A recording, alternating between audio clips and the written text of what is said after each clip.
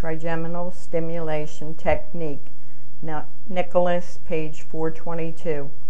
Indications. This technique is indicated for any dysfunction or lymphatic congestion in the ear, nose, and throat region, affecting or exacerbated by inflammation of cranial nerve 5.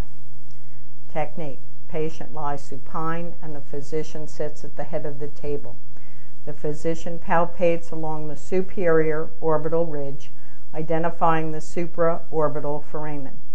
The physician places the pads of the index and middle finger just inferior to the orbital ridge and produces a circular motion with the fingers of both hands. The physician palpates along the inferior orbital ridge, identifying the infraorbital foramen. The physician places the pads of the index and middle fingers just inferior to the infraorbital foramen and produces a circular motion with the fingers of both hands.